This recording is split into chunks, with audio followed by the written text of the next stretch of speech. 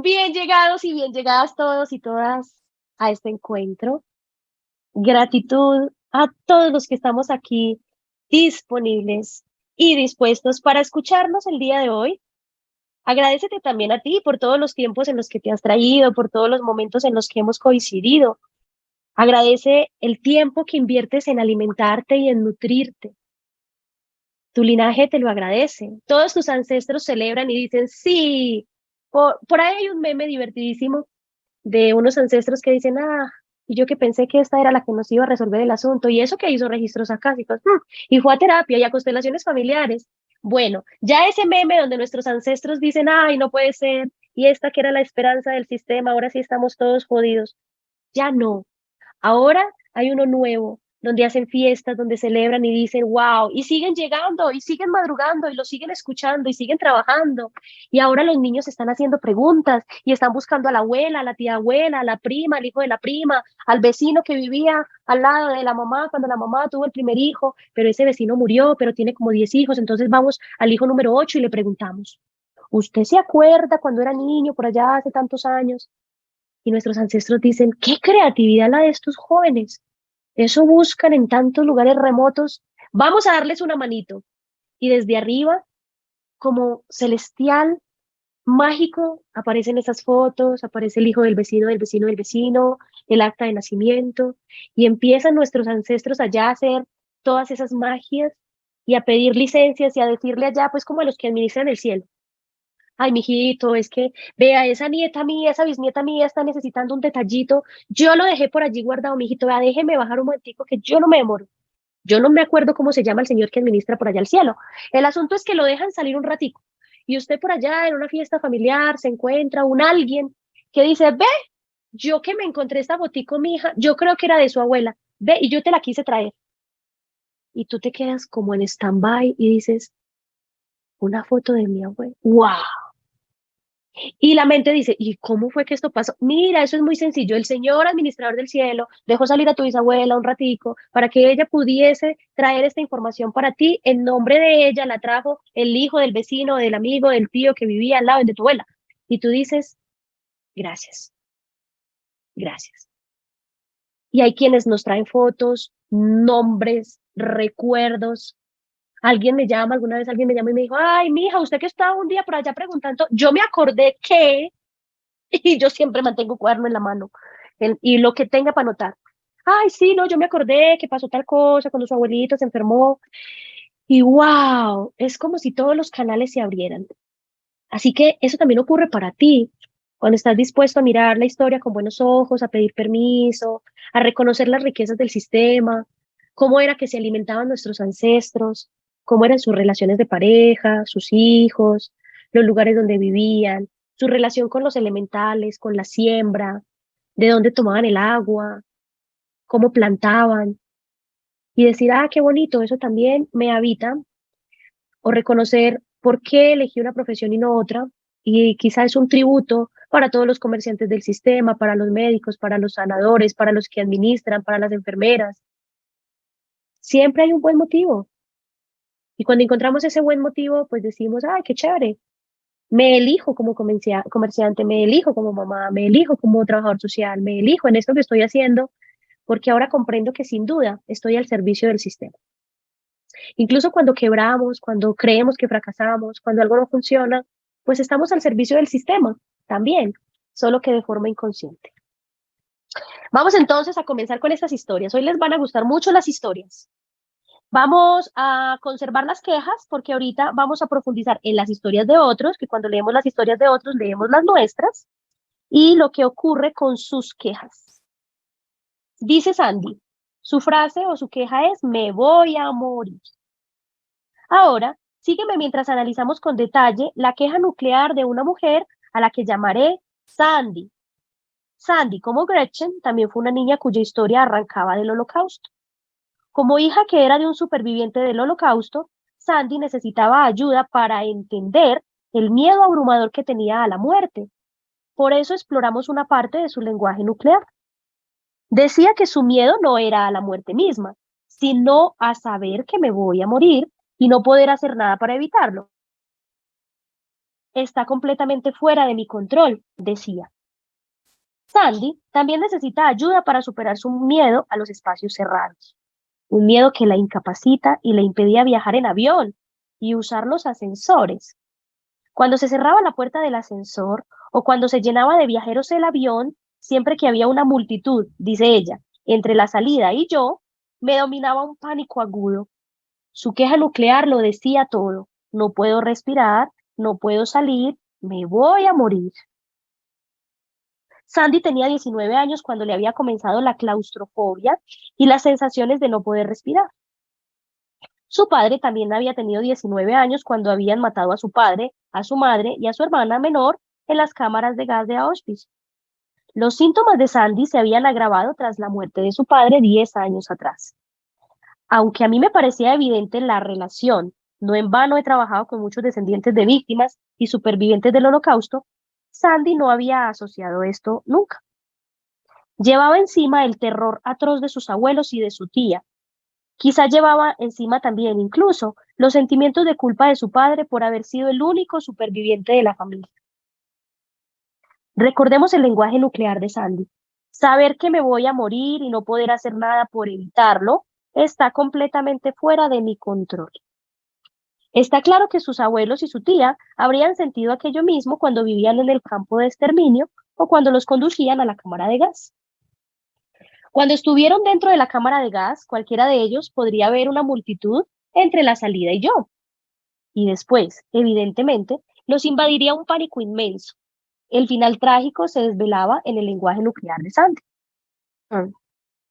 No puedo respirar, no puedo salir, me voy a morir. Sandy ya veía claramente la relación. El terror de sus antepasados se había estado expresando dentro de ella. Aunque conocía los hechos trágicos que se habían producido en su familia, nunca había establecido la relación pensando que ella misma podría estar portando unos sufrimientos que no eran suyos. Ahora lo tenía claro. En nuestra sesión de trabajo, le pedí a Sandy que visualizara a sus abuelos y a su tía como si los tuviera delante. Le pedí que tuviera una conversación con ellos. Sandy, siguiendo mis orientaciones, les dijo: he estado aterrorizada igual que vosotros, y veo que este terror ni siquiera es mío. Me doy cuenta de que a vosotros no os sirve de nada que yo cargue con él, y a mí tampoco me sirve, desde luego. Sé que esto no es lo que quieren para mí, y sé que es una carga para ustedes ver esta ansiedad mía.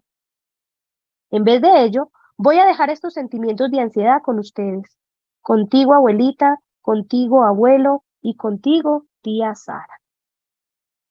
Le asomaron las lágrimas a los ojos mientras se imaginaban que los tres le sonreían y le impartían su bendición, deseándole que fuera feliz. Sandy se imaginó que el cuerpo se le llenaba del amor que le estaban enviando. Cuando Sandy fue capaz por fin de determinar el origen de su claustrofobia y de su miedo a la muerte, sintió que se le disipaba el peso de esos miedos. Lorena dice: me voy a volver loca. Muchas personas cargamos con el miedo a que nos pase algo horrible en el futuro. Este miedo se suele manifestar en nuestra queja nuclear. Lorena tenía 19 años y sufría ansiedad y ataques de pánico en situaciones de trato social. Decía que cuando estaba con amigos tenía sensaciones de estar atrapada y de no ser capaz de salir. Había empezado a notar esta ansiedad 3 años antes y hacia la misma época había empezado a sufrir una infección de vejiga que no se le curaba. Wow. Recordaba que había consultado a diversos médicos sin que nada de lo que le recetaban le aliviara los síntomas. Lorena contó que lo más terrible de padecer aquella infección de vejiga, su peor miedo, había sido que nada ni nadie podrían ayudarla y que la infección no se le curaría nunca. La infección de vejiga se le acabó curando, pero a ella la seguía dominando la ansiedad. Nuestra conversación transcurrió así. Mark, le pregunta a Lorena, ¿y si la infección de vejiga no se te curara nunca? Dice Lorena, tendría dolor, estaría deprimida, estaría siempre de médico en médico, estaría restringida, no sería feliz, no tendría éxito, tendría una ansiedad constante, sería una fracasada. ¿No te llaman la atención algunas palabras del lenguaje nuclear de Lorena? ¿Qué te parecen las palabras restringida y fracasada. Es decir, el ejercicio que hicimos en el capítulo anterior, buscando esas palabras que son como emergentes, como que salen de relieve. En estas frases que acaba de decir Lorena, las palabras podrían ser restringida y fracasada. Advertirás que estas palabras quieren llevarnos hacia una dirección nueva, va más allá de la cuestión de la infección de la vejiga.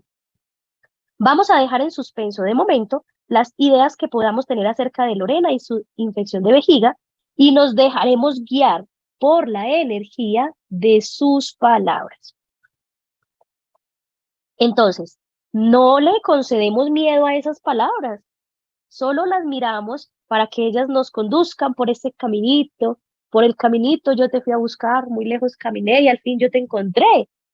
Miren esa canción, qué poderosa es cuando dice, sigue el caminito y nos vamos a encontrar. Solo que las románticas pensaban que iban a encontrar el príncipe azul, bueno, ya morado de tanto esperar. Realmente voy al encuentro conmigo. Mira, no lo había visto de esa manera, qué cosa tan bonita. Bien, entonces vamos a seguir el camino. Lorena se estaba aproximando a su lenguaje nuclear, pero todavía no había llegado del todo. Para ayudarla a que profundizara más todavía, le pedí que describiera lo peor que le podía pasar a otra persona. Cuando estamos intentando articular nuestro miedo peor y nos quedamos bloqueados, suele ser útil dar marcha atrás un poquito e imaginarnos lo peor que le puede pasar a una persona distinta de nosotros. Esa está muy buena.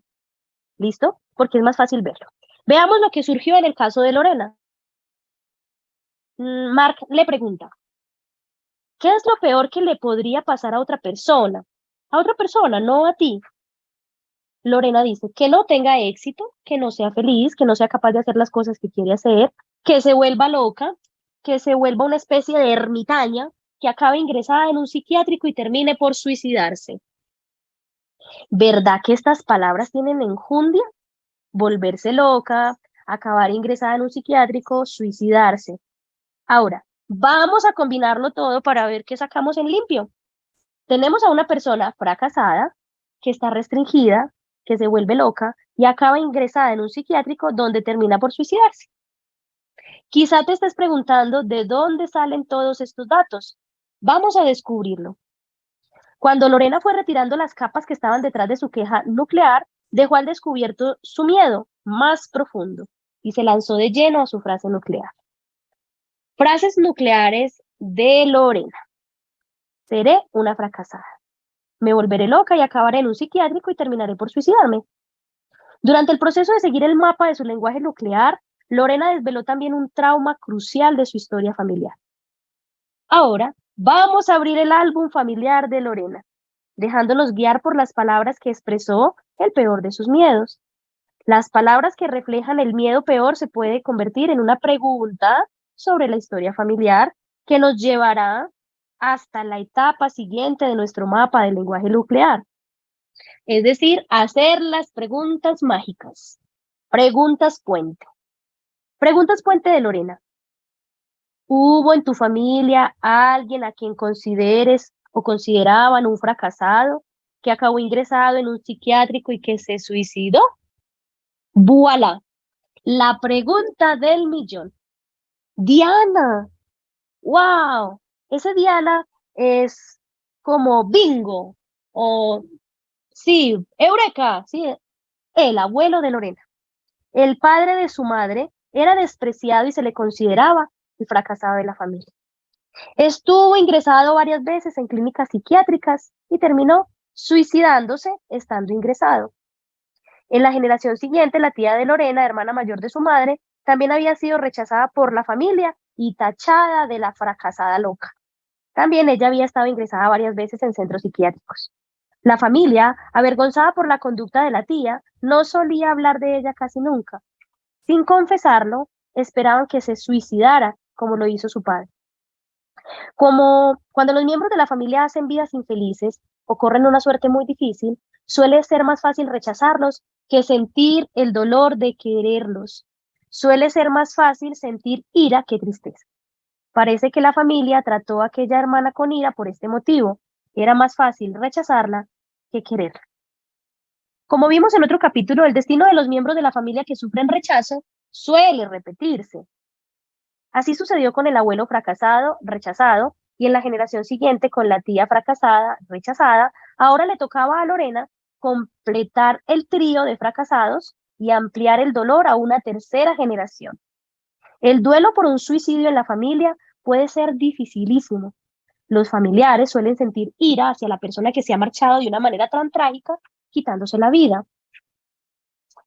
Sí, es fuerte, quitándose la vida. Más aún, es la familia la que tiene que cargar con las consecuencias del suicidio. La vergüenza, la turbación, las imágenes terribles, los asuntos sin resolver, las deudas económicas, la incertidumbre religiosa. Este destino rondaba a Lorena, pero todavía no era inevitable. Cuando Lorena hubo entendido que los miedos que portaba no surgían de ella, fue capaz de dejárselo a sus legítimos propietarios. Le pedí que visualizara a su abuelo y a su tía como si los tuviera delante. Lorena manifestó espontáneamente sentimientos genuinos de amor hacia los dos. Se imaginó que la estaban apoyando para que estuviera bien y que le bastaría con exhalar la ansiedad de su cuerpo y enviársela a ellos. Pasó varios minutos respirando y me dijo que sentía el cuerpo más ligero y en paz. ¡Ay, qué belleza! Les pidió a ambos su bendición para poder vivir feliz, a pesar de que ellos no lo habían sido. Vio que no servía para nada que ella portara la ansiedad de ellos y que esto no tenía más efecto que acarrear más dolor a la familia. Les prometió a ambos que no seguiría portando esta ansiedad y se imaginó que en una situación futura de ansiedad podría devolverles a ellos esa ansiedad con un soplo.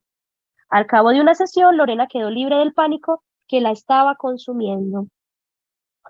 Cuando me preguntan por las consecuencias de mi práctica clínica, de las últimas investigaciones sobre neuroplasticidad, suelo acordarme de Lorena, su capacidad de pasar de un estado de ansiedad dominante a otro estado en el que tenía más paz y equilibrio. Ilustraba de manera gráfica lo bien que se puede asociar la historia familiar personal a la conciencia presente. Cuando hemos establecido las conexiones claves y practicamos al centrarnos en nuestras imágenes y experiencias curadoras, estamos sentando las bases de nuevas vías neuronales. De este modo, la curación puede tener una eficacia sorprendente. Vaya que está precioso este capítulo y agradecemos muchísimo poder leernos a través de estas historias, porque cuando nos pensamos en la historia del otro, como cuando preguntamos qué es lo peor que le puede pasar a otra persona que no seas tú, aparece más natural, la forma más natural de comunicar nuestro miedo más profundo. ¿Sí? ¿Qué sería eso peor que le puede pasar a otro? Toma nota en tu cuaderno, escribe cuál sería el destino súper fatal que podría experimentar otra persona que no fueras tú y consérvalo en tu cuaderno. Y gracias por traerte. Vamos a dejarlo hasta ahí para que estos relatos también nos hagan eco, nos permitan observar que hay cualquier cantidad de historias, muchas personas a nuestro alrededor, incluso en otros sitios donde no logramos siquiera verlos o coincidir con ellos, también están transitando su propia historia. Entonces, ocúpate tú de la tuya. Y muy pronto continuaremos porque aún hay mucho por profundizar.